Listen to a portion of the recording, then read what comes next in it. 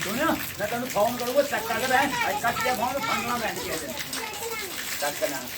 ਇਹ ਬੁੱਢੋ ਫੇਰ ਲੋਗੇ ਦੇਖ ਲੈ ਹੋ ਗਿਆ ਤੋ ਆਏ ਕਿਆ